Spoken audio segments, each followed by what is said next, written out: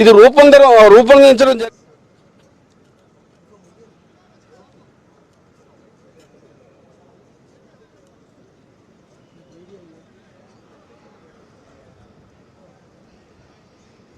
ఇప్పుడు వేస్తా చూడు వాటర్ క్యాన్ సార్.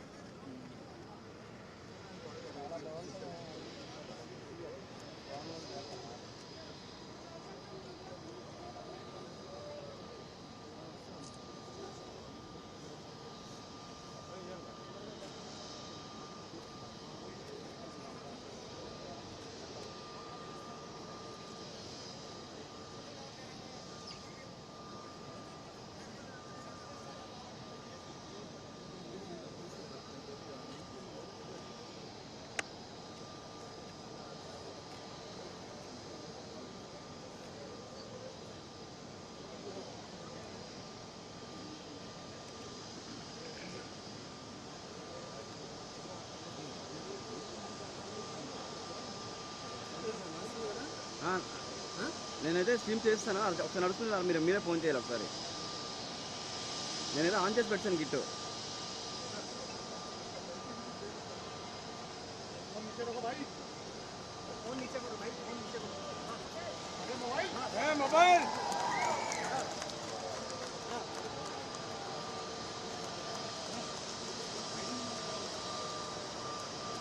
బ్రదర్ ముందుకు వచ్చి లేపకండి ఫోన్.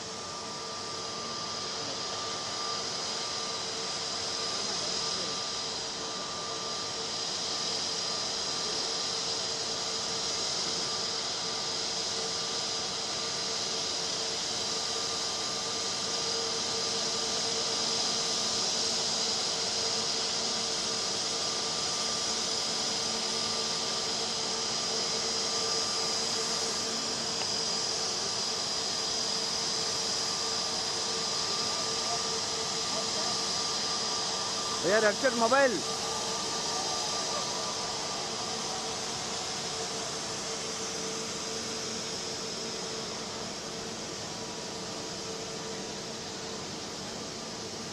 శ్రీనివాస్ అందిస్తారు. శ్రీనివాస్, ఎయిర్ ఇండియా విమానం తొలి విమానం భోగాపురం ఎయిర్పోర్ట్ లో ల్యాండ్ అయింది కదా, ఏంటి అప్డేట్స్?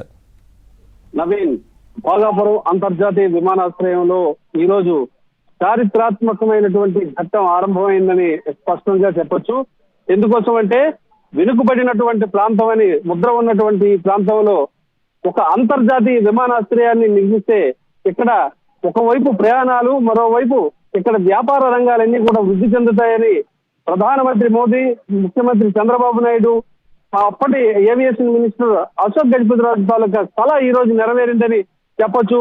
ఈ విమానం ఎయిర్ ఇండియాకి సంబంధించినటువంటి తొలి బిజినెస్ ఫ్లైట్ అంతర్జాతీయ విమానాశ్రయంలో ల్యాండ్ అయితే ఇక్కడ అందరూ కూడా ఉద్విగ్న భరితమైనటువంటి క్షణాలకు లోనయ్యారు.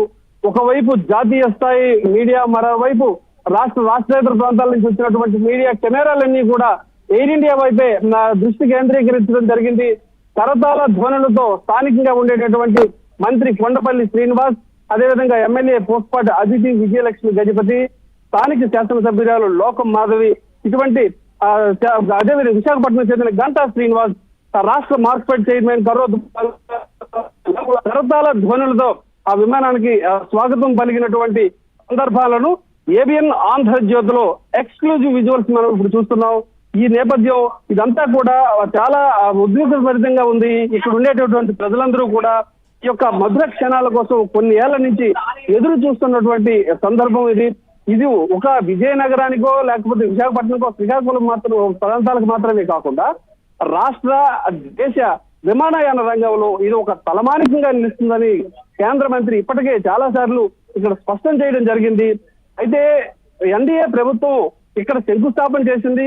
ఎన్డీఏ ప్రభుత్వం ఇప్పుడు ఈ విమానాశ్రయానికి ప్రారంభానికి ట్రయల్ రన్ నిర్వహిస్తున్నది కూడా కూటమి ప్రభుత్వం కావడంతో ఇక్కడ ఉండేటటువంటి తెలుగుదేశం, బీజేపీ, జనసేనకు సంబంధించినటువంటి నేతలందరిలో కూడా ఉప్పొంగినటువంటి ఉత్సాహం చాలా స్పష్టంగా కనిపిస్తుంది.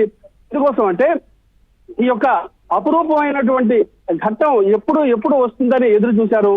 అంటే గత వైసీపీ ప్రభుత్వం హయాంలో తాను అధికారంలోకి వస్తే ఈ విమానాశ్రయం తాలూకా పూర్తి వ్యవహారాలన్నీ కూడా రద్దు చేసి రైతులకు భూములు తిరిగి ఇచ్చేస్తానని అప్పటి ప్రతిపక్షంలో ఉండేటటువంటి జగన్మోహన్ రెడ్డి చెప్పడం జరిగింది.